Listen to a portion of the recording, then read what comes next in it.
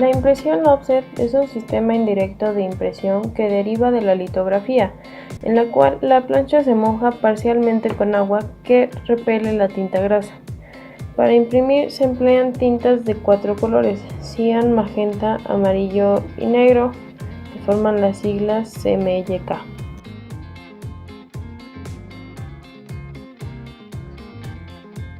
La preimpresión da inicio en la autoedición, que es un procedimiento que se basa en usar un ordenador, un programa, un lenguaje y una impresora para realizar la edición. Las pruebas de color son necesarias para conseguir el visto bueno del cliente y comenzar la tirada de un producto impreso. Puede ser de varios tipos. Las más fiables son las de máquina, pero la prueba digital puede ser mucho más cómoda. La imposición consiste en disponer las páginas en el pliego, de forma que las acomodemos a la posterior encuadernación y manipulación que hemos elegido para el producto final. Filmación. Una vez preparados, se realiza la imposición de páginas automáticamente mediante un software específico. Las páginas se envían electrónicamente a un RIP que integra las especificaciones de la página mediante un lenguaje llamado PostScript, que después manda a la filmadora. El resultado final es un fotolito donde la zona imagen queda ennegrecida y la zona no imagen queda transparente en cada uno de los colores de la selección de color.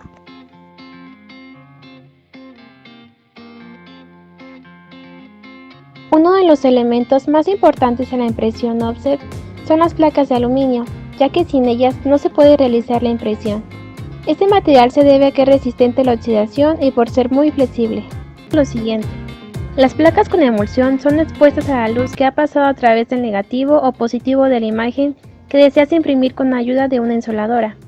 Estas se revelan químicamente, se engoman para evitar la oxidación, se dejan secar y finalmente se colocan sobre la prensa para iniciar con la impresión.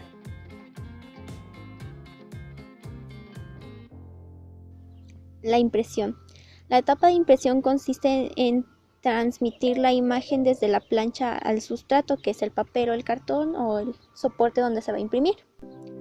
En las prensas de impresión planas o de bobinas, para ello el aporte de la solución de remojo y la tinta a la plancha con imagen, junto con el principio de inmiscibilidad grasa-agua, hace que la tinta se retenga en las partes lipofílicas de la plancha y sea repelida en las partes hidrofílicas, repulsión fortalecida por la acción de la solución de remojo.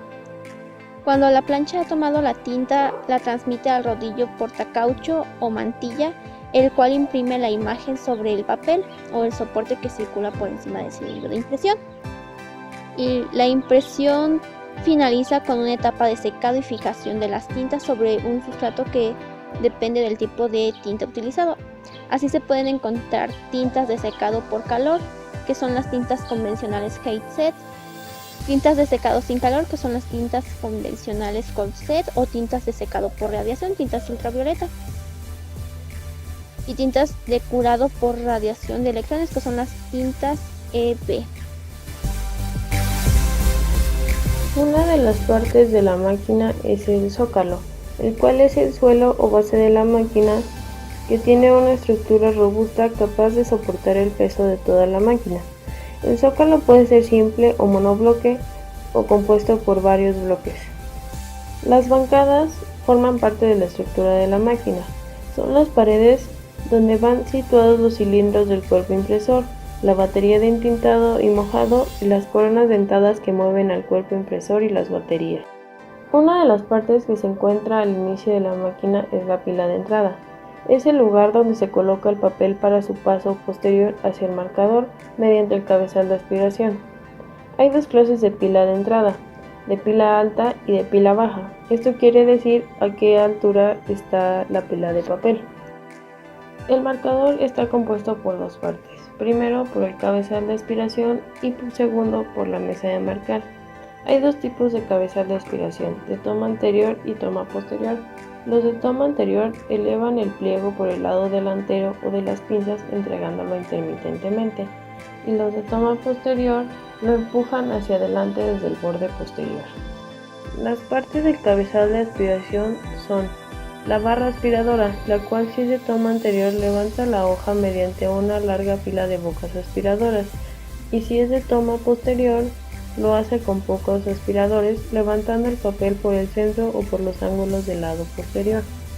Los sopladores frontales cumplen la misión de separar los pliegos superiores de la pila, provocando su acercamiento parcial a los aspiradores elevadores. El palpador soplador establece la altura constante de la pila de papel. Los sopladores laterales tienen la finalidad de ayudar a la acción de la corriente de aire lanzada por el palpador, eliminando posibles tropiezos del pliego en los dos extremos delanteros de la pila. En la parte de la aspiración se encuentran dos dispositivos. Uno de ellos son los aspiradores separadores, que su misión es separar parcialmente el pliego de la pila por la parte posterior, manteniéndolo sujeto hasta que termine su acción el palpador soplador. Y el otro dispositivo son los aspiradores de transporte, los cuales tienen la misión de recoger el pliego levantado por los aspiradores separadores y de llevarlo hacia las poleas de transporte. Otro dispositivo son los cepillos, los cuales impiden la aspiración de dos o más pliegos, separando fácilmente el pliego aspirado de los sucesivos. Su colocación debe ser tal que las puntas de los pelos rocen los bordes del papel. La función del aplanador del pliego es eliminar el exceso de aire debajo del pliego transportado, el cual ocasionaría una toma incorrecta y un irregular transporte de la hoja. Otra de las partes del marcador es la mesa de marcar. Esta consta del tablero portacintas, el cual sujeta a un bastidor. Puede estar hecho de madera bien seca, de metal o de plástico. El bastidor es un bastidor portavarillas que sirve de soporte a las ruedas y demás dispositivos destinados a la conducción del papel hasta las guías. Otra de las partes de la mesa de marcar son las cintas, las cuales se encuentran en el tablero. Su colocación depende de la anchura del papel y pueden desplazarse lateralmente. Y la última parte es el peine, el cual se encuentra en la parte inferior de la mesa de marcar y sirve de encaje para las guías inferiores. Otra de las partes de la máquina de offset se llama preregistro y registro. El preregistro es el momento en el que el pliego llega a las guías o tacones frontales que se encuentran al final de la mesa de marcar, y registro cuando el pliego hace cuadra en la guía lateral. El cuerpo impresor se compone de los tres cilindros donde se realiza la impresión y se denominan cilindro portaplancha, portacaucho e impresor. En el cilindro portaplancha se alojan las mordazas que sujetan la plancha. El cilindro portacaucho tiene barras que sujetan las varillas del caucho y un tornillo sin fin para regular la tensión mediante la llave dinamométrica. Y por último, el cilindro impresor. Este no lleva revestimiento, pero tiene unas pinzas que sujetan el pliego.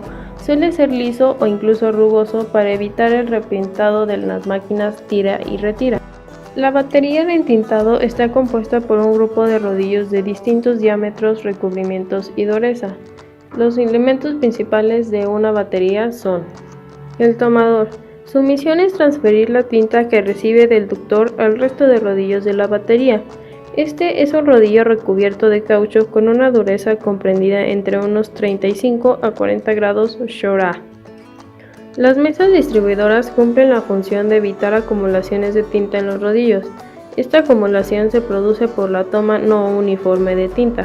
Las mesas van montadas en las bancadas de la máquina, sobre una corona o leva que produce un movimiento axial de vaivén que parte del cilindro portaplancha. Otros rodillos son los batidores, que tienen la función de batir la tinta y transmitirla hacia los dadores. Su dureza puede oscilar entre unos 35 y 40 grados Shora. Y los últimos rodillos son los dadores. Estos son los únicos que están en contacto con la plancha. Son 4 rodillos dadores. Cada uno de estos rodillos tiene diámetros diferentes.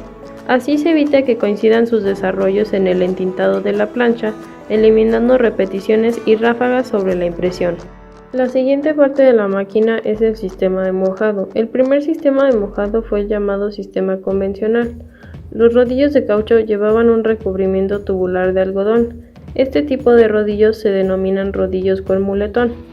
Actualmente el sistema de mojado convencional ha sido sustituido por el sistema de mojado agua-alcohol, donde desaparece el recubrimiento de los rodillos. Las partes del sistema de mojado son el rodillo inmerso, el cual va introducido en la fuente de alimentación, proporcionando al tomador o al rodillo dosificador una cantidad de agua adecuada para la realización del impreso. Su función consiste en recoger una película de agua al girar sumergido en ella. El rodillo puede ser de cromo, acero inoxidable o aluminio desnudo o con recubrimiento de hilo. En el sistema agua-alcohol, este rodillo no necesita ningún revestimiento. El rodillo tomador tiene por función trasladar la cantidad de agua de mojado requerida desde el rodillo inmerso hasta la mesa distribuidora del sistema. Este rodillo debe ir recubierto de muletón para transmitir el agua sin gotear. El rodillo dosificador logra la regulación del espesor de la película de agua transmitida en los sistemas de tipo continuo.